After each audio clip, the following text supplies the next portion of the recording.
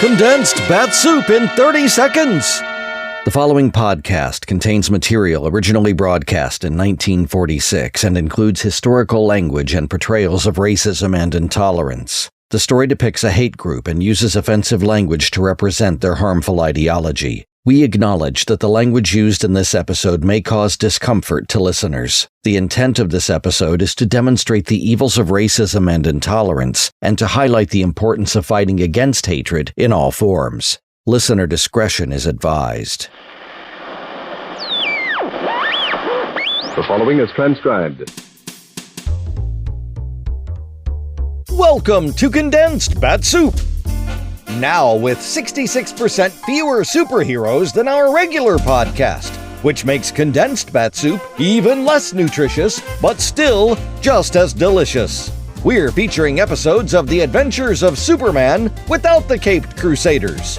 Tie on your capes for lots of aerial searching, plenty of maniacal raving, and spectacular heroics galore!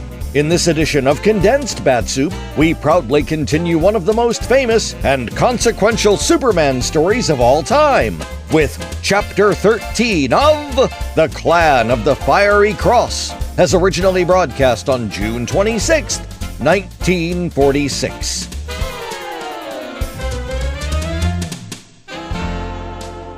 Faster than a speeding bullet. More powerful than a locomotive. Able to leap tall buildings at a single bound. Look, up in the sky. It's a bird. It's a plane. It's Superman. Kellogg's Pep. P-E-P, Pep.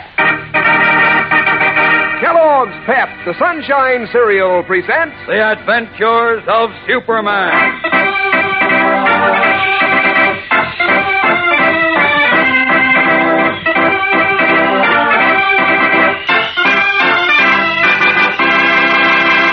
Hello there, gang. This is your pal Dan McCullough. You know, it's a good idea to be an eager beaver about breakfast. Sure, because if you don't eat hearty, how you going to feel like starting your day in high? So get hep to Kellogg's Pep, the Sunshine Cereal. Pep is smack full of solid whole wheat nourishment, plus gives your nutrition quota a real boost. And that's only half of it. Kellogg's Pep makes a catchy sort of dish that tickles your taste, puts your appetite in the mood to eat hearty. And that sunshine flavor. Now, there's a treat for you. It's a lively flavor, a golden toasted flavor, a super delicious flavor. Why, your spoon just naturally keeps going right back for more. And Pep's tender crispness makes a hit, too. Why, Kellogg's Pep tastes so good, you won't want to stop until you've finished off every crunchy flake in your bowl. That's the hep thing to do, you know, particularly nowadays when the cereal grains have been picked out to help give good nourishment to fellows and girls overseas. So when Mom brings Kellogg's Pep home from the grocer's, make sure there's no waste at your house. If you pour your own Pep, pour it carefully and eat up every bit you pour out. Pass the word along to the rest of your family, too. Make sure to eat all your Pep. Don't waste it. Now, the adventures of Superman.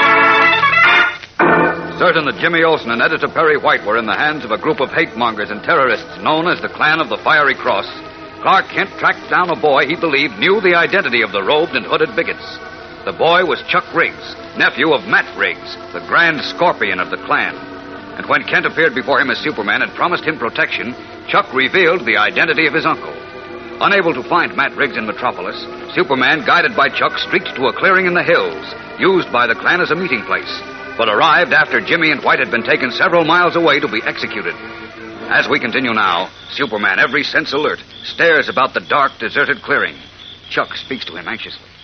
What do we do now, Superman? Got to pick up the Klan's trail, Chuck. They were here recently, and I'm sure they had Jim and Mr. White with them. How do you know? See that big bucket over there? Mm-hmm. Well, what about it? Full of tar. Tar? There was a fire under it a short time ago. Also, that bag lying by the half-burned cross has feathers in it. Cheapers. You think they tarred and feathered Jim and Mr. White? I'm not sure. I know that's what those cowards usually do to anyone who defies them, if they can catch him in the dark when he hasn't a chance. But they didn't turn the Chief and Jim loose around here. How do you know they did? Oh, I would have spotted them from up above. That means they took them somewhere else. Now, let's see.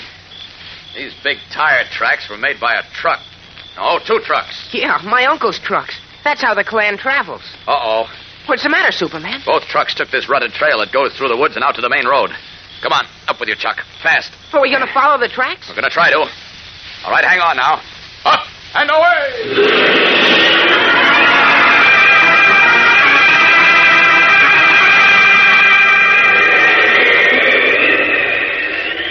Uh-oh. Now what? What are you stopping for, Superman? See that fork down there? Yeah? See how 3 roads go off through the hills in 3 different directions? We'll all have tire tracks on them. Which one do those hooded rats take? Gee, I don't know. I guess there's only one thing to do. Wrap my cape around you, son. That's it. All right, hang on tight, Chuck. We're going to range around. Away!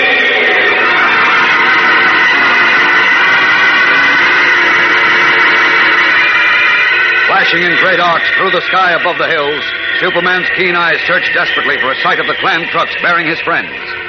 Meanwhile, in a tiny, rough, stubbled glade surrounded by towering trees, Jimmy Olsen and Perry White, bound hand and foot, lie helplessly on the ground. A few feet away, 4 robed and hooded men are digging a deep trench by the light of a small lamp.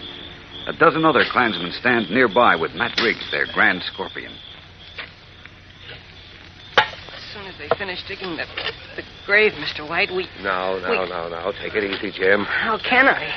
When I think what's going to happen to Nothing's us... happened yet, so think about something else. What'll I think about? Oh, how do I know? Anything. Okay, I'll think about baseball. You know, my team, Unity House, is playing for the boys' championship of Metropolis Saturday. Mm-hmm. Only I won't be there to manage them. And Tommy Lee won't be able to pitch because the Klan broke his arm. The Klan messed up everything. I told you to think about something else. I can't. Look what they did to Tommy Lee and his father and to Poco. Look what they're doing to us. Gee whiz, Mr. White. Why does a swell country like the United States have to have outfits like the Clan of the Fiery Cross? Every country has its lame brains and diseased minds, Jim. Germany had the Nazis. We've got the Clan of the Fiery Cross. No, I just hope our country realizes the danger of these lunatics in nightshirts before it's too late. Well, still making one of your big speeches, eh, White? Well, save your breath. You've only got a short time left. Why, You're a madman, Riggs. You'll go to the chair for this. Don't make me laugh. I warned you couldn't stop the work of the Klan. Nobody can. That's what you think. I said nobody can stop us. We're going to get rid of every foreigner in this country. Everyone who thinks, acts, and looks different from us. Anybody who tries to stop us will get the same thing you're getting. Okay, boys, that's it. No, the man's mad. Absolutely mad. And we're through, Chief. This is it. Harry, Yeah, Matt? as Grand Defender of the Clan of the Fiery Cross, you will now perform your sacred duty. Here's a gun. Take care of those 2 chink lovers. Okay. Here it comes, Mr. White. Easy, Jim, easy. All right, you dirty punch. Here's where you get yours. You mean here's where you get yours? I'll take that gun, and you take this. Superman, Chief, it's Superman. Thank heaven. Hello, Jim. I'll just get these ropes off you and Mr. Oh, White. thank heaven you've arrived just in time. How? That's it. Get out of here. Hey, look, the Klansmen are getting away. Go after them, Yes, Superman. these ropes can wait. Don't let them get away. Don't you worry, they won't get far. There, you're free. All right, now get behind those trees in case there's any more shooting. I'll round up our friends in the sheets. Away!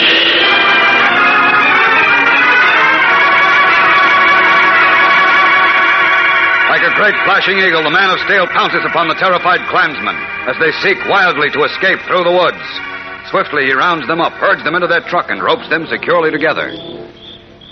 All right, Jim, Mr. White, climb into the front seat. We'll hop over the trees to that next hill and pick up Chuck where I left him. Then we'll deliver this load of soiled sheets to Inspector Henderson's laundry. Oh, boy. Come on, Chief. No, I just want to pay my respects to Mr. High Mucky Muck. He said nobody could get in the Klan's way and live. No time now, Mr. White. I understand this gang is just the action committee. We've got to get back to Metropolis and round up the rest of them. All right, hurry. Get into the truck. All right. Come on, Jim. All set? All set, Superman. Up with it, then. There we are. Up and away!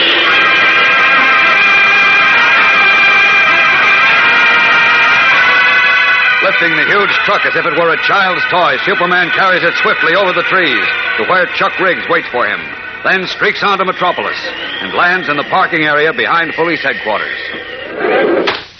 All out, end of the line. Boy, oh, boy. Will Inspector Henderson be glad to see these Oh, guys? I wish I had a cameraman here. Well, you Klansmen are a fine, brave-looking bunch now, eh? But you'll look better when you swap those sheets for striped prison uniforms. Not for Mr. White. Listen to him squeal. Rats always squeal when they're cornered, Jim. They're only brave when their victims are smaller and weaker than themselves. Come on, all of you. Out of the truck. Oh, boy, this is wonderful. How do you feel now about stopping the clan, Riggs? Hey, Riggs! Riggs! Say, where is he? Oh. Well, the Grand Scorpion, or wherever he calls himself. Matt Riggs. Where is he? Gee whiz, I don't see him. They must be Well, here. he isn't, I tell you. His robe had a blue scorpion on it. That's right. He must have got away. Oh, I'm sure I got everyone on the road and in the woods. Wait a minute. All of you, take off your hoods. Take them off, I say. That's better. Now, Mr. White, Jim, Chuck, is Matt Riggs here? No, he got away. Great Scott, I don't see how he We've could got to find him, Superman. He's the big noise of this outfit, and he's a dangerous madman, a murderer. He sure is. Golly, now he'll get me. He'll come back Don't and you he'll... worry, Chuck. You stay here until I get back, all of you. Oh, good. Here come some officers. Tell them what happened, Mr. White, and see that these Klansmen are locked up. I'm going back to find Riggs. Up and away!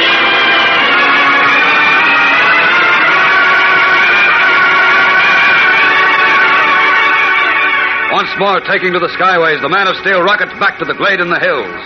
Confidently at first, then increasingly worried, he searches over the glade and through the surrounding woods, widening his search over the more distant hills and roads and rivers.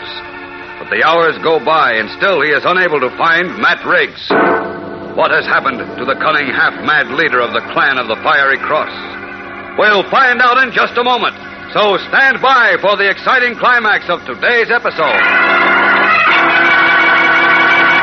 You know, this week's Pep Dish of the Week sure has a lot of spoons going around in circles these mornings. That's how you make a blueberry whirligig, you know, the new Pep Dish of the Week that's making such a hit. Here's the whole story. You start off with your serving of Kellogg's Pep, the Sunshine cereal, topped with a sprinkling of fresh blueberries. Then, now carefully, take your spoon and give it a whirl, mixing the berries all through those crunchy flakes of Pep. Add milk and sugar, and pitch into your blueberry whirligig, as neat a combination as you'd ever hope to taste. Of course, Kellogg's Pep stars on any team at any breakfast. It's golden toasted and sunny, loaded with a sparkling sunshine flavor that gives your appetite a real come-on. Pep is crisp and tender, too, so terrifically good you keep right on eating until you've polished your bowl clean as a whistle. And that's the right angle, you know, because nobody wants to waste cereal when we're sending the grains to fellows and girls overseas. Keep that in mind when Mom brings Kellogg's Pep home from the grocer's. If you pour your own Pep, pour it carefully and eat up every bit you pour out. And say, kind of keep an eye on your younger brothers and sisters, too. That's important, gang. Eat all your Pep. Don't waste it. Late that night, as Superman and the alerted police scour the hills and countryside for Matt Riggs, the Grand Scorpion of the clan of the Fiery Cross stops at the door of a handsome brick house in a town across the state line, rings the bell. His clothes are bedraggled. His shoes are caked with mud. But his strange, slate-colored eyes still gleam with a half-mad light as the door opens and Cedric Wilson, Grand Imperial Mogul of the clan of the Fiery Cross, peers into the dark. Ooh. Matt Riggs. What are you doing here? Let me in, Wilson. The clan's in danger. Danger? Yes, but I know what to do. I know how to save it, Wilson. Really? Yes, but we got to work fast, very fast. Look, ain't Come you... in, Riggs. Follow me.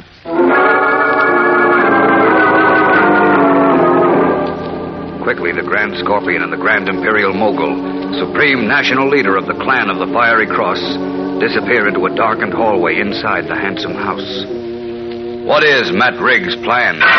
What new menace are the leaders of the men of hate about to hatch against our friends and against all decent citizens?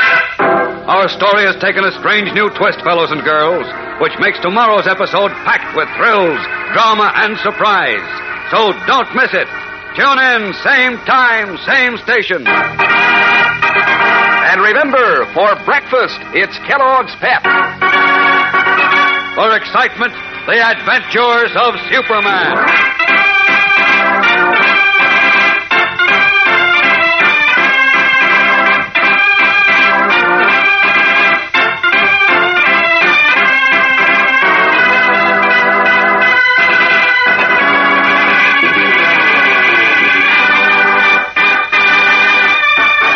Superman is a copyrighted feature appearing in Superman DC comic magazines and is brought to you Monday through Friday at the same time by Kellogg's Pep, the Sunshine cereal.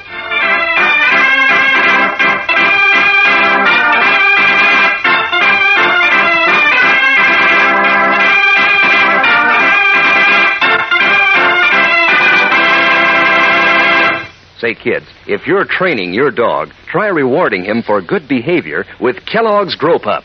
There's a dog food that makes a hit with dogs right from the word go. Gives them swell, meaty flavor, and gives them 3 different kinds to pick from. Grow Pup Ribbon, Grow Pup Meal, and Grow Pup Pellets. All full of what it takes to help keep a dog right on the beam, to help build strong bones and teeth and muscles. That's why lots of champs feed on Grow Pup. So ask Mother to get Kellogg's Grow Pup for your dog today. And be sure to be with us tomorrow for the thrilling adventures of Superman. This is the Mutual Broadcasting System. And now, faster than a speeding bullet, Condensed Bat-Supe proudly presents Chapter 14 of The Clan of the Fiery Cross, which was originally broadcast on June 27th, 1946. Faster than a speeding bullet. More powerful than a locomotive. Able to leap tall buildings at a single bound. Look, up in the sky. It's a bird. It's a plane. It's Superman. Kellogg's Pep. P-E-P, Pep. Kellogg's Pep, the Sunshine Cereal, presents The Adventures of Superman.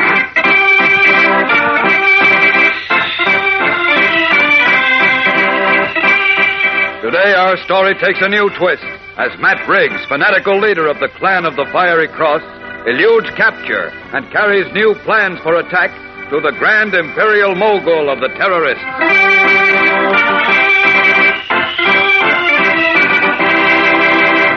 Hello there, gang. This is your pal Dan McCullough. Say, have you heard the talk that's going round and round the breakfast table these mornings? It's about this week's Pep Dish of the Week, Blueberry Whirligig. How about giving it a whirl yourself? First, you sprinkle your serving of Kellogg's Pep, the Sunshine Cereal, with fresh, ripe blueberries. Then, not carefully, of course, take your spoon and give it a whirl so the juicy berries are all mixed in with those crisp flakes of pep. Finish off with milk and sugar, and that's it, a Blueberry Whirligig. And is it a snappy treat? What those sunny flakes of Kellogg's Pep can do for fresh berries. How that sparkling sunshine flavor does rise and shine. Mm-mm. Yeah, Kellogg's Pep sure is on the sunbeam when it comes to delicious eating. Did I say delicious? Why, you won't want to stop until you've finished up every flake of Kellogg's Pep in your bowl. And you know, that's a particularly good idea nowadays when the cereal grains are being sent overseas. You don't want to waste cereal, so handle the package carefully if you pour your own Pep, and eat up every bit you pour out. When Mom brings Kellogg's Pep home from the grocer's, make sure you eat all your Pep. Don't waste it. Now, the adventures of Superman. Although Superman captured the action committee of the Clan of the Fiery Cross just as they were about to execute Jimmy Olsen and Editor Perry White, Matt Briggs, Grand Scorpion of the terroristic band, managed to escape. For many hours, Superman searched the hills for the cunning fanatical leader, but was unable to find him. Late that night, his clothes bedraggled and his shoes caked with mud, Briggs arrived at a handsome house in a neighboring state. This is the home of Cedric Wilson, Grand Imperial Mogul of the Clan of the Fiery Cross. And as we continue now, in Wilson's library, the white-haired, thin-lipped supreme ruler of the hate-mongers faces Matt Briggs, whose slate-colored eyes glow with a strange, burning fire. Listen. You shouldn't have come here, Riggs. I had to, Wilson. The clan's in danger. We'll be in much worse danger if you were followed. Don't worry, I wasn't followed. Now listen, Wilson. You can't be sure. There's probably a 5-state alarm out for you by now. You're a stupid fool, Riggs. Me, stupid? Why? Yes. No one but a stupid fool would risk the murder of an important man like the editor of the Daily Planet. But I had to, Wilson. He found out who I was. I'd have got away with it, except for Superman. Now, in addition to the police, you've got Superman looking for us. Do you realize what that means? Just when we were launching a huge new membership drive? This will cost us 10,000 new members. Maybe not, Wilson. Maybe nothing. Your fool stunt cost us 10,000 new members who would have paid us $100 apiece for initiation fees and another $25 for robes and hoods. That means over $1 million would have split. So what? What's money got to do with the spot we're in now? What's money got to do with it? Yes, after all, we're not in this only for money. No? What have you been doing with the 25% cut you get on all new members to the Metropolis chapter and the 10% cut on their robes? Giving it to charity? Certainly not. I like money, sure. But aside from that, I'm also working to purify America, to clean it of foreigners. Oh, come now, Riggs. Look, Wilson, I know we're in a bad spot, But if you'll only call in the National Action Committee... Wait a minute. Is it possible that you really believe all that stuff about getting rid of the foreigners? That one race, one religion, one color hokum? Hokum? Why, it's the absolute truth. We've got to save America from foreign elements. Well, I thought you had brains, Riggs. But obviously something's happened to you. You've become drunk on the slop we put up for the suckers. Suckers? Who are you calling? Our members, Riggs. The poor fish who want to hate and blame somebody else for their failures in life. The saps who believe drivel such as a man is a dangerous enemy because he goes to a different church. The little nobodies who want to believe some of the race is inferior so they can feel superior. The jerks who go for that 100% American rot. Rot? You mean you don't believe... Of course not. You must know there is no such thing as what we call 100% American. Everyone here except the Indians is descended from foreigners. Boy, blast you, Wilson. You talk like a dirty foreigner yourself. I'm running a business, Riggs, and so are you. We deal in one of the oldest and most profitable commodities on earth. Hate. Your mistake was when you forgot you were a businessman and began believing your own sales talk. I didn't make any mistakes. I only had tough luck. Wait a minute. Let me ask you a question. You said you wanted me to summon our National Action Committee, didn't you? Yes. For what reason? To get rid of Perry White and Jim Olsen and my nephew, Chuck. They got me into this trouble, and they can identify me. And they dare to defy the clan of the Fiery Cross. I thought so. You've lost your mind, Riggs. You've turned into a bloodthirsty fanatic. You're a great danger to the life of the clan now, and you've got to be stopped. Why, what do you mean? I'll show you what I mean. It's you or the clan, Matt. Put down that gun. Not until... Stop it. Stop it, you're breaking my arm. That gun? All right. No, you traitor. Let me go. I'm going to choking. Finish you off, Matt. No. You're a traitor to the clan. You know what that means? So now I'm going to finish you. Then I'll go back to Metropolis and get White and Olsen and my sniveling nephew. No one can stop me in the clan of the Fiery Cross.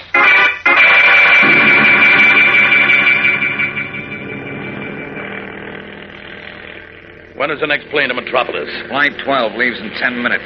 Arrives in Metropolis at 4 a.m. All right, I want one ticket. What name, sir? Huh? Rigney. Yes, Martin Rigney.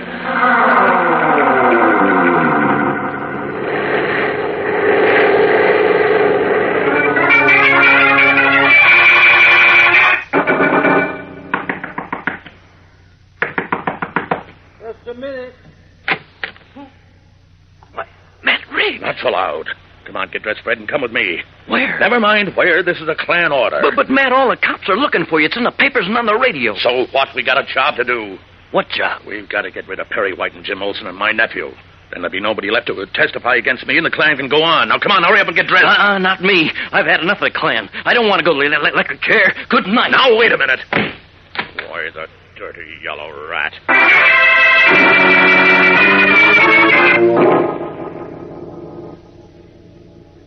Come on, get dressed. Come with me, George. Nothing doing, Matt. I'm all through with the clan. As soon as the wife and I finish packing, we're getting out of town. Out of town? What's the idea? The action committee was rounded up by Superman, and they've squealed. It was just on the radio. They told the cops the names of all the clan members they knew. I'm getting out before the cops come for me.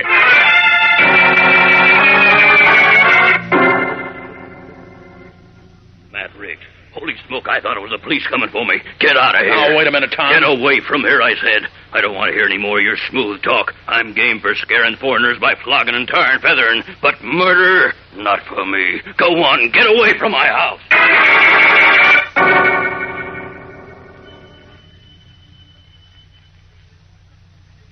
Who's there? Me, Matt Riggs. Open up, Bill. Easy. Now, wait a minute, Bill. Easy, I said, or I'll call the cops.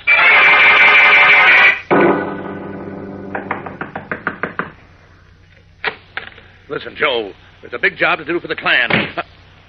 All right, you dirty cowards. I'll get White and Olsen and Chuck alone. I'll save the clan of the Fiery Cross myself. Then let me see you come crawling back. Standing on the deserted street as dawn is beginning to break, Matt Riggs, out of his mind with hate, shakes his fists violently over his head, vowing to take the lives of Editor White, Jimmy Olsen, and young Chuck Riggs. We'll return in a moment for the tense climax of today's episode. So stand by. Say, gang, you want to pass on a helpful household hint to Mother? Well, if she finds it a tough job to get folks out for breakfast in the morning, tell her how everybody comes a-running when Kellogg's Pep heads the menu. Yes, sir, Pep sure does give your appetite the old come-on. Looks terrific in the first place, all golden and toasted and crisp. And does it taste terrific? Why, Kellogg's Pep is called the Sunshine Cereal. It's loaded with sparkling sunshine flavor, a bang-up delicious flavor that teases your taste like anything. And these whole wheat flakes are mighty tender and delicate to be so good for you. You know, Pep gives you solid whole wheat nourishment plus. Add it all up, gang, and you'll get a sum total of why you'll want to polish off every crunchy flake of Kellogg's Pep in your bowl. And say, here's another angle. Nowadays, we're sending the cereal grains to help give good nourishment to fellows and girls all over the world. So it wouldn't do to waste cereal. When Mom brings Kellogg's Pep home from the grocer's, appoint yourself a committee of one to see that it's not wasted. If you pour your own Pep, pour it carefully and eat up every bit you pour out. Get hep to Pep, gang. Eat all your Pep. Don't waste it. Neither Clark Kent nor Inspector Henderson have slept during the night. Now, as dawn begins to break, both men are in Henderson's office at Metropolis Police Headquarters. His face haggard, the inspector wearily answers the phone, then stiffens alertly. Yes, I heard you, Hilly. Are you sure it was him? He did, huh? Well, did you check it? Okay. Stick with it and keep me posted. Right. What's up, Inspector? Get this, Kent. What? A man answering the description of Matt Riggs, using the name Rigney, boarded a State Airlines plane in Graham City at 1:30 this morning. Uh-oh. Where was the plane bound? From Metropolis. It landed a couple of hours ago. Oh, was Riggs picked up? No. What? My men were watching the terminal and the outgoing planes. We didn't expect him to fly into Metropolis. I was sure Riggs was hiding out in the hills. He made his way out through an old lead mine. That's why I missed him. You missed him? Huh? Oh, I mean Superman. Lead, you know, is the one substance his X-ray vision can't penetrate. Look, Inspector, Matt Riggs is dangerous. He's got to be found. We'll find him eventually. Eventually? You've got to find him now at once. Take it easy, Kent. The clan of the Fiery Cross is practically broken up in this town. They're scared, and so is Riggs. They won't try anything. Most of the Klansmen are scared, yes. They're just sheep who followed where Riggs led them. But Riggs isn't scared. He's a fanatic, a dangerous maniac. He might even make another attempt on the lives of Mr. White and Jim. Oh, nonsense. I've seen other leaders of these screwball hate crowds. Oh, now, wait a minute. They sound crazy when they're up on the soapbox, but it's all an act to enlist members and rake in initiation fees. Oh, no, you're They're wrong. too smart to risk their skins when they know they're on the police list. I tell you, you're wrong, Inspector. Jim and Mr. White both say Matt Riggs is mad. Relax, Kent. We're watching Riggs' house, but Jim and White aren't in any danger. I tell you they are. And I can't be out in the suburbs watching Mr. White and here in town watching Jim and Chuck at the same time. Now, you've got to send a police detail out there. All right. If it'll make you happy, I'll send some men out to keep an eye on them. Thanks, Inspector. I just hope they're not too late. Arguing desperately, Clark Kent persuades Inspector Henderson to send special police details to the homes of Perry White, Jimmy Olsen, and Chuck Riggs. But a sixth sense must be warning Kent that they may be too late. For at this moment, while dawn is still only a hazy mist on the shroud of night, Matt Riggs stands in the dark basement of his house, having entered by a secret tunnel from his garage. For a long moment, the fanatical leader of the clan of the Fiery Cross stands motionless, listening as the footsteps of the police officer outside the house fade away. Then, his strange slate-colored eyes shining like an animal's in the dark, he starts up the steps to the kitchen and on up to his nephew's room at the head of the stairs. What will happen?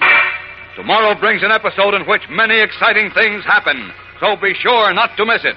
Tune in, same time, same station. And remember, for breakfast, it's Kellogg's Pep. For excitement, the adventures of Superman.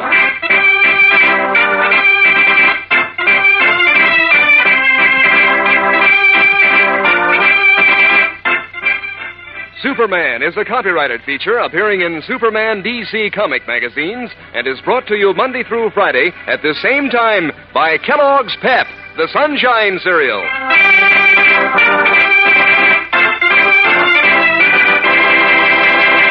Say, if you want your dog to give you the glad eye, try giving him Kellogg's Grow Pup dog food at mealtime. There's a dog food that's a big favorite with thousands of dogs. It's got a swell, meaty flavor that goes over big. And there are 3 kinds of Grow Pup. There's Grow Pup Ribbon, Grow Pup Meal, and Grow Pup Pellets. All good for your dog. Grow Pup has vitamins and minerals, helps build strong muscles and teeth and bones. Just tell that to Mother, and I'm sure she'll want your dog to feed on Kellogg's Grow Pup every day. And be sure to be with us tomorrow for the thrilling adventures of Superman. This is the Mutual Broadcasting System. It's time for a Condensed Bat-Supe Extra Helping, because sometimes heroes wear fedoras. In this extra helping, the Green Hornet is on the spot. Will he take the fall for a murder he didn't commit? Or will he outsmart the real bad guys and beat the odds again? Find out in the episode The Hornet Drops a Hint, as originally broadcast on November 8, 1945. The Green Hornet.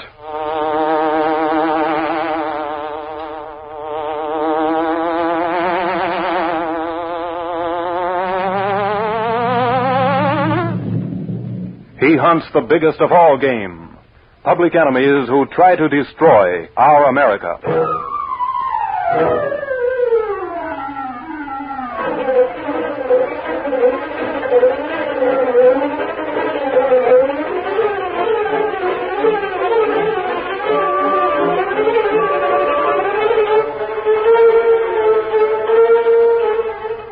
With his faithful valet Cato, Britt Reed, daring young publisher, matches wits with racketeers and saboteurs, risking his life that criminals and racketeers will feel the weight of the law by the sting of the Green Hornet.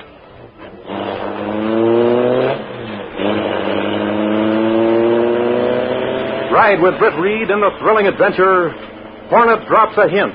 The Green Hornet Strikes Again.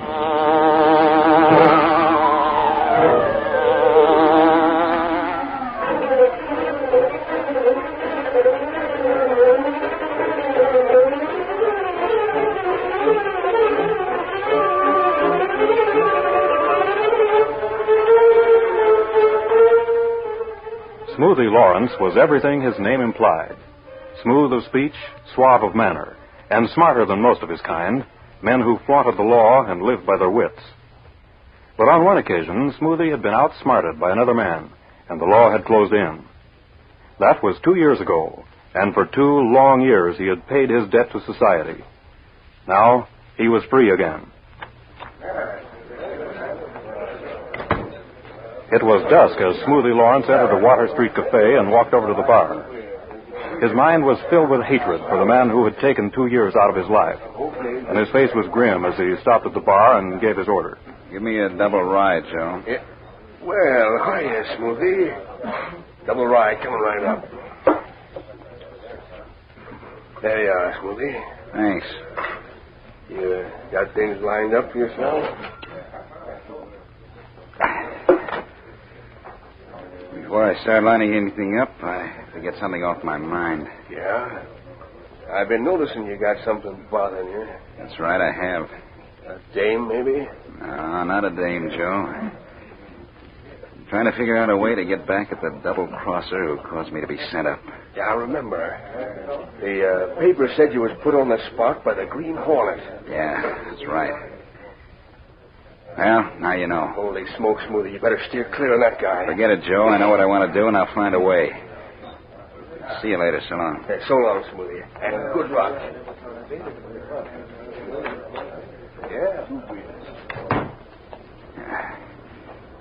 Now it's gotten to the point where I can't even keep my mouth shut. Just a minute, please. I'd like a word with you. Who are you? What do you want? I was at the bar in the cafe. I overheard your conversation with the bartender. Really? Maybe you'll tell me just what business it is of yours. Take it easy, my friend. What I have to say will be important to you. That remains to be seen. If this is some gag, or if you're trying to... Now, wait, let me explain. My name is Max Zinder. I know you're Smoothie Lawrence. You get around, don't you, chum? Of course. It's part of my business. What's your business? Does it matter? Listen, Zinder, if you now, think... wait a minute. Suppose I tell you I can show you how to make a large sum of money and at the same time get back at the Green Hornet. Would you be interested? Maybe you get to the point. If you're interested, we'll go to my place and I'll give you the details. What have I got to lose? I'll go along with you. But let me tip you off to this. If you're pulling my leg, pal, you'll be plenty sorry. Let's go.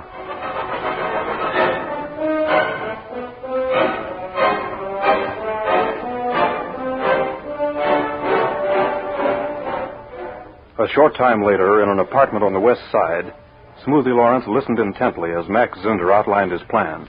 Now, let me repeat what I've told you. The attaché will leave that consulate at 8 o'clock tomorrow night on the way to the airport. You say the consulate car will be driven by one of your men? Mm-hmm. That's right. Of course, at the consulate, he's known as a trusted employee. And I'm to follow in a car which you'll provide, huh? Yes. The driver of the attaché's car will pretend he's got motor trouble somewhere along the river road. He'll get out to work on it. That's when I'm to take over. That it? Exactly. Get the papers the attaché will be carrying and bring them here to me. Of course, it'll be necessary to eliminate him. Now, hold on. Why can't I grab the papers and leave? Now, what's the idea to tell about the so-called car trouble and the actions of the driver. It might lead to complications, my friend. After all, I didn't know I was... Now, remember, you'll be paid $10,000 cash for the job, Smoothie. And the Hornet will be blamed. You haven't told me just how suspicion is to be directed to the Green Hornet, Zinder. Look, here in my wallet, I have something that'll do the trick. See this? Ah, a Hornet seal. Is it really one of his own, or did you... It's genuine. It was left as a warning with one of our workers in the past. He was later caught because of the Hornet. So you have it in for him, too, huh? The Green Hornet is a continual threat to our organization. Why don't you pull this job yourself? In my position, I can't afford chances. You can, for a price. I'll be at a reception at the consulate tomorrow night. I'll stay there until the news of the attaché's misfortune is made known. So you'll be in the clear, huh? Okay, I'll go through with it. And leave that seal for the police to find. Ah, good. I knew we'd come to an understanding. Tomorrow night, I'll get those papers. You'll get the money. And your revenge on the Green Hornet in the bargain.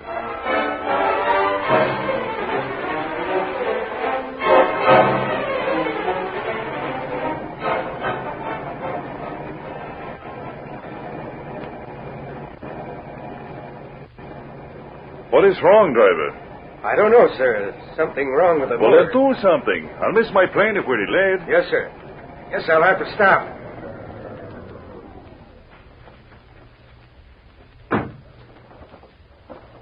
Hurry, we haven't much time. Oh, here comes another car. It looks as if he's stopping.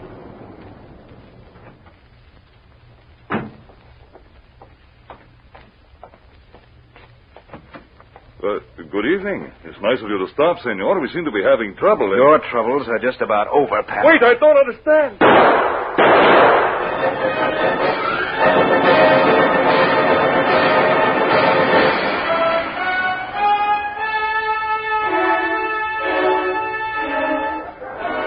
A short time later, Britt Reed, young publisher of the Daily Sentinel, was in the city room when the phone rang. City editor's desk. Gunnigan speaking. Gunnigan, this is Mike Ashford. Ashford, where in thunder have you been?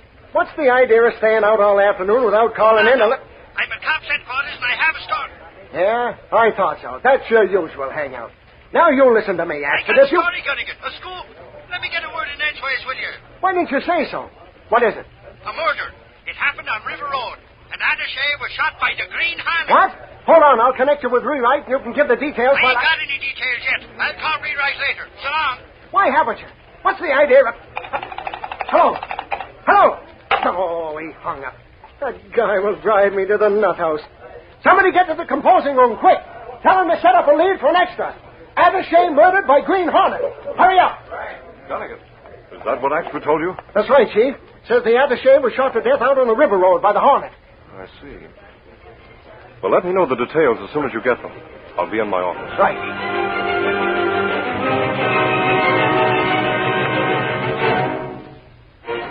Hi, Reed. I just came from cops' headquarters. I phoned in the details on that murder a while ago. Yes, I know. I understand a Hornet seal was found on the body. Sure. 'Twas stuck right on the guy's forehead. Well, what about the chauffeur? He says the Green Hornet blocked the road with his car, so he had to stop. Then the spalpeen pulled open the rear door of the consulate car and shot the attaché in cold blood. The cops didn't hold the driver. Strange the driver was unharmed. Oh, the Hornet would have shot him, too. Only the driver says he hopped out quick as a wink and lit out for the bushes, with bullets whizzing alongside his head. Then another car came along, and the Hornet beat it. Where's the chauffeur now, do you know? After he told his story, they let him go back to the consulate. 'Tis a clear case against the Green Hornet, to my way of thinking. Have the police figured out why the murder was committed? Reed, it's off the record for now. But the Hornet stole some important papers dealing with some matters in a South American country. Oh, I see. Well, keep on the case, Axford, and let me know of any new developments. Okay, Reed. Sure, and I'm thinking that Green Hornet's going to be sorry he pulled this job.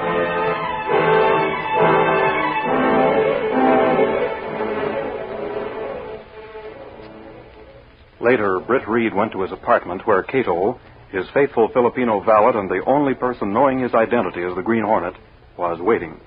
Cato, because of that Hornet seal which was found on the murdered attaché, the authorities are hunting down the Hornet as the killer. It's not good. While they search for Hornet, real murderer have chance to get away. In my opinion, aspiring is at work. Those papers are very important, and in the wrong hands can cause great trouble. That's also not good. Something has to be done, and done quickly. Do you think of something, perhaps? If the driver of the consulate car is telling the truth, the killers have covered up well. But if he isn't... Do you think Green Hornet try to find out? Yes. The chauffeur for the consulate probably lives over the garage. We'll go there and see if there's a chance of breaking down his story. You go as Green Hornet in Black Beauty? Right. Come on. Stepping through a secret panel in the rear of a closet in his bedroom, Britt Reed and Cato went along a narrow passageway built within the walls of the apartment itself. This passage led to an adjoining building which fronted on a dark side street. Though supposedly abandoned, this building served as the hiding place for the sleek, super-powered Black Beauty, streamlined car of the Green Hornet. Britt Reed pressed a button. The great car roared into life. A section of the wall in front raised automatically, then closed as the gleaming Black Beauty sped into the darkness.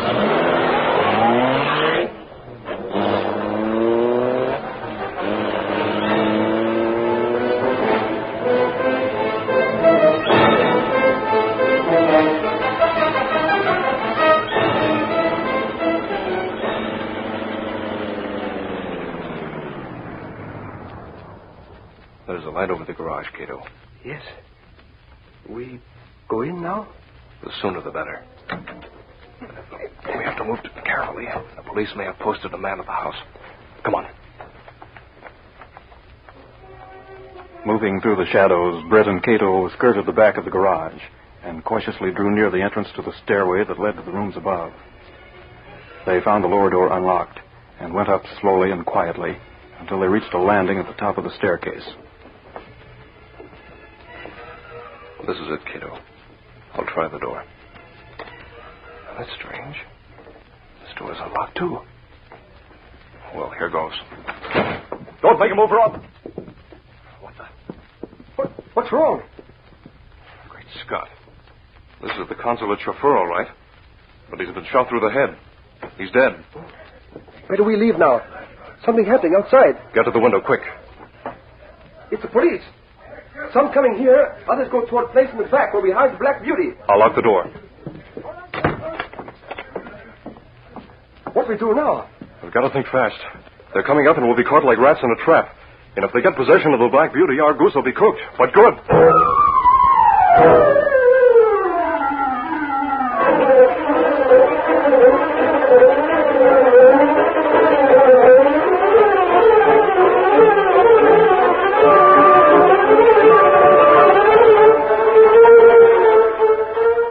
While several policemen started through the door leading to the stairway, two of the men rounded the back of the garage, and one of them noticed the dim outline of the Black Beauty a short distance away. Hey, look.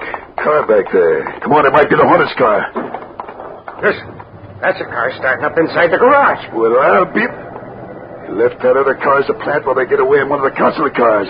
Let's get the others and get around front to stop them. Hey, Sarge! They're going to come out through the garage doors of the car. Get ready to shoot them down. Shoot the lock off and let's bust in. That did it. Come on, open the doors and jump back.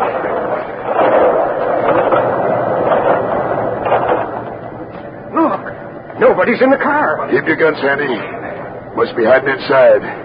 We'll get him this time. Come on.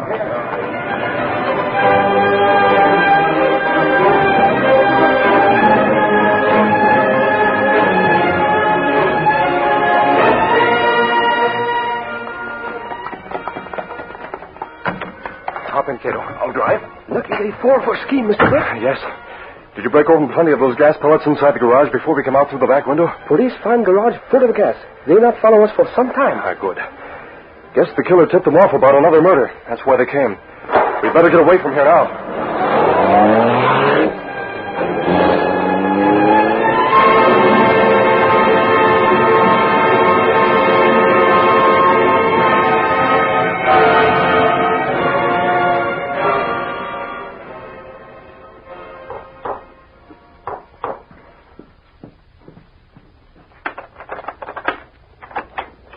Come in, Smoothie. I was worried about you. Nothing to worry about, Zinder. In fact, luck is really playing our way tonight. How do you mean?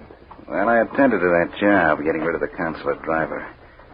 I sat in my parked car down the block. Because of the reception, there were a great many cars parked along the street. I thought I'd wait until I saw you leave. You would have finished that job at 8. I left the reception after 9. I saw you leave. I was about to follow when a commotion started near the garage. They found the body? Yeah. Cigarette? Oh, thanks. Light? Thank you. What happened then? This is the luck I was talking about. Seems after I left, the Green Hornet went into the driver's rooms and was almost cornered by the police. Naturally, they blame him for what they found there. The body of that driver. Well, if you hear any more news about the hunt for the Hornet, let me know. I imagine he's a very puzzled man right now. Huh, Smoothie? You said it. You're not so smart. I'm going out a while. See you later. So long, Cinder.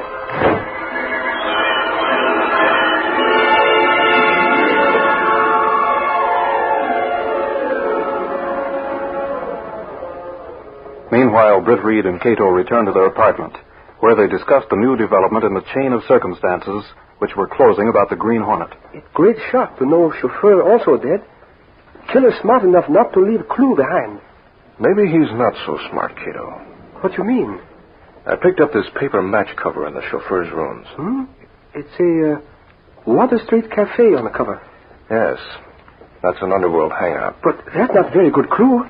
Many people get book of matches. Even driver, perhaps. That's true. But this belonged either to the killer or his victim. If the killer dropped it, there may be a way to trap him. How you do that? Cato, when we first came into the apartment, I went into the lab for a few moments, remember? Yes, sir?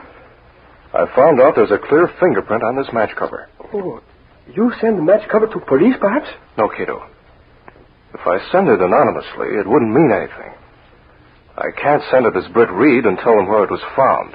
They'd be smart enough to connect me with the Hornet. Yes, that's true. You have other plan? Yes, I have. If the fingerprint proves to be the chauffeur's, the plan won't work. But if it's the killer's... You carry out the plan tonight? Why not? The reception at the consulate is over by now. And since the Hornet's scared, the police will have a guard there. You go to consulate and risk guard? Cato, my whole plan rests upon reliable people being able to swear they saw the Green Hornet inside the consulate. I'll take that risk. Let's go.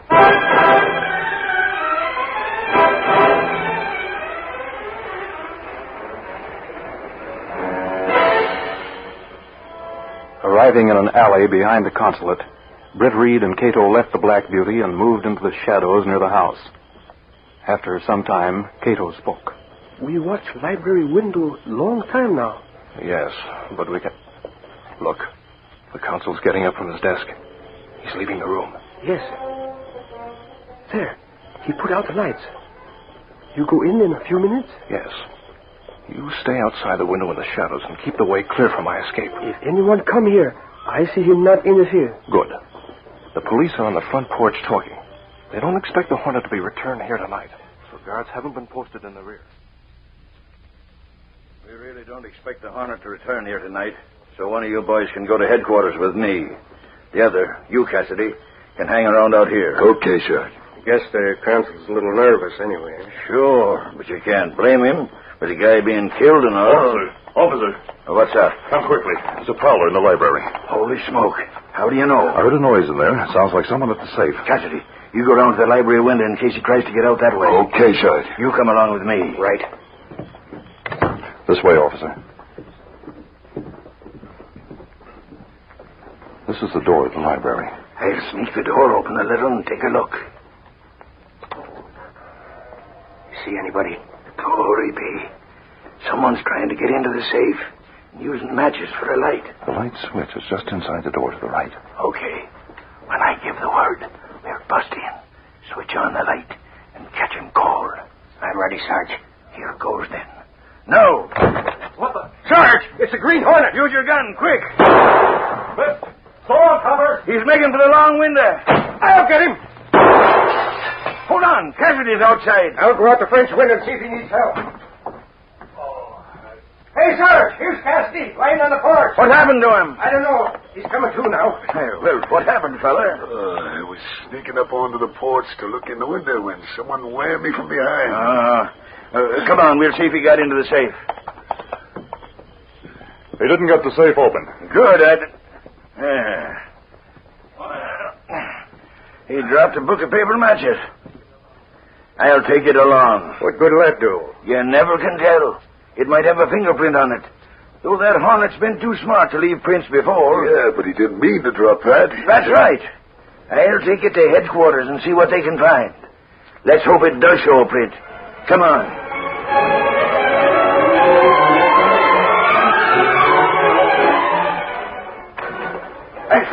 Expert, we got it. Got what, Sarge? The name of the Green Hornet. That's what. Suffering Snake, Sarge. Who was a smart crook by the name of Smoothie Lawrence. We found a fingerprint and it matches Lawrence. I can't believe it. Hey, you men. Get Smoothie Lawrence.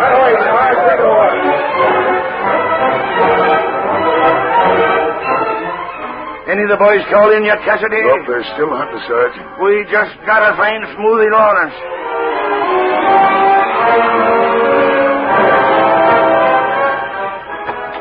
Hey, Sarge, I hear you picked up Smoothie Lawrence. Yeah, that's right. They've been grilling him for the past hour. Does he admit he's the Green Hornet? Not yet, but give us time and we'll make him talk. Come on, we'll see what's doing in there now.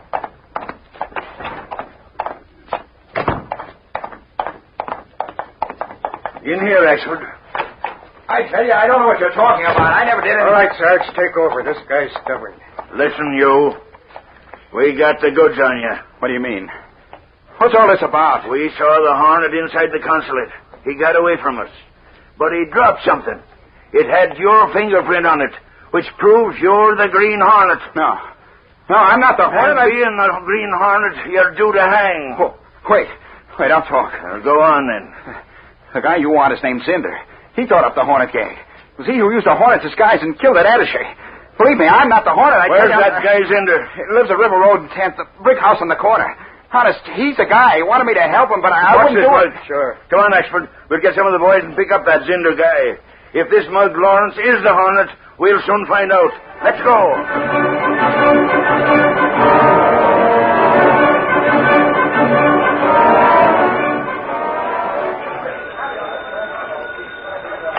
Sit at desk.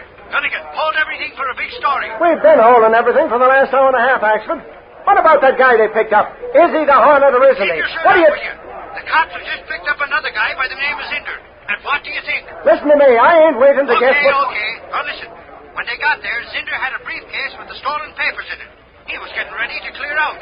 They just brought him here to headquarters to pay Smoothie Lawrence. But what the... I'll call you back right away so as to get the whole story. Stand by for the scoop. Spell Hey, wait. Oh, that Axford. Hey, someone get to the composing room. Have them get ready for a big lead. The killers have been found and maybe the Green Hornet.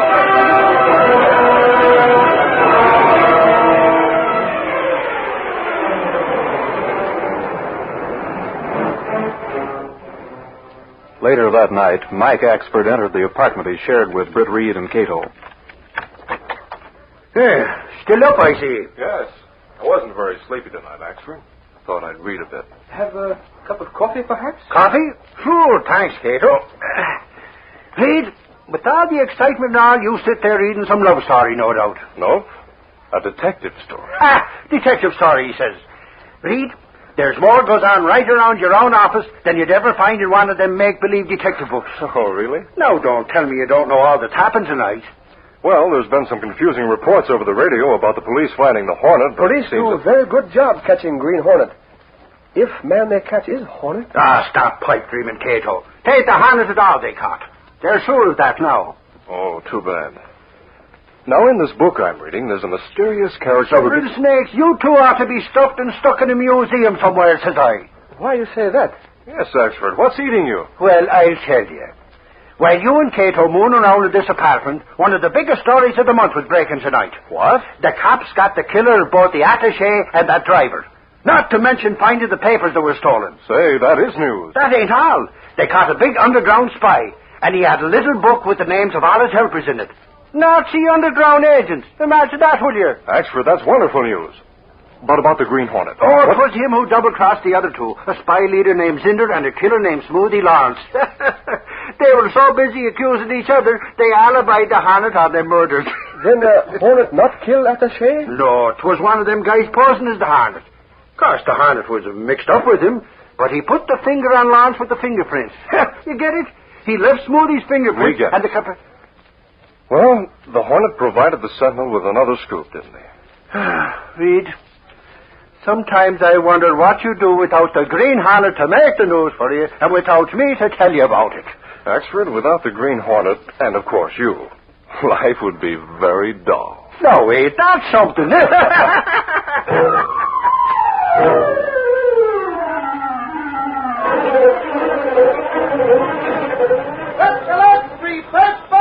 Killer caught, spy ring broken, Green Hornet implicated.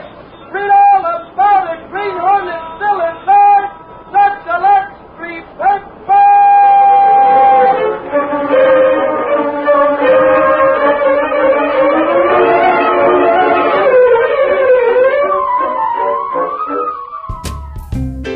Well, that wraps up this episode of Condensed Bat-Supe, featuring more from the clan of the Fiery Cross from the adventures of Superman.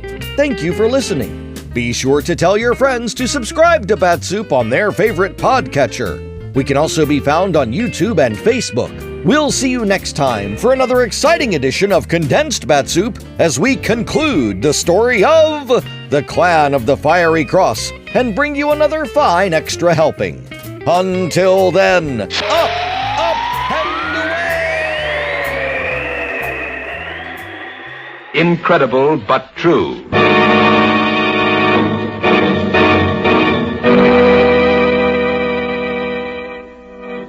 Even as late as the First World War, men climbed into the cockpits of their planes with a strange sense of exhilaration, as though they expected some sort of mystical experience beyond the clouds.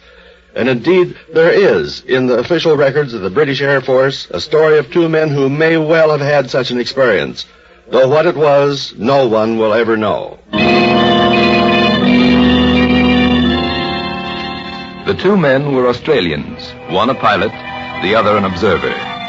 On a morning in the autumn of 1917, they set out in an RE-8 on a reconnaissance flight together with a second plane. 3 hours passed, and then the officer heard the roar of an approaching motor. He stepped out on the field and, shading his eyes from the sun, glanced upward. There was only one plane overhead. He scanned the sky anxiously, but to no avail. The RE-8 was missing.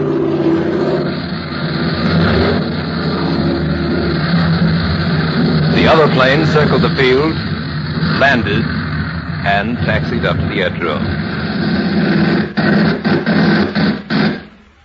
When the pilot leaped from the cockpit, he found the officer waiting for him.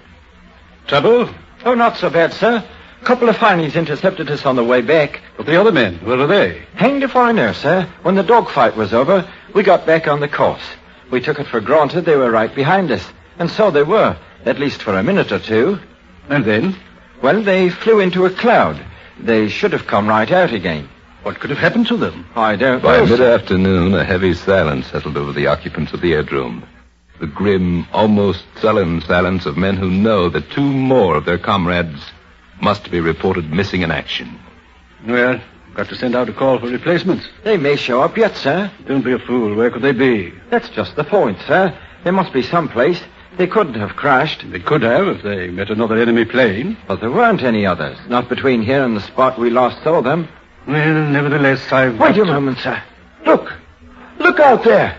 Isn't that an RE-8? And so it was. The missing plane, its wings gleaming in the afternoon sunlight, slowly approached the field. Listen, sir. Can you hear her motor? No, I can't.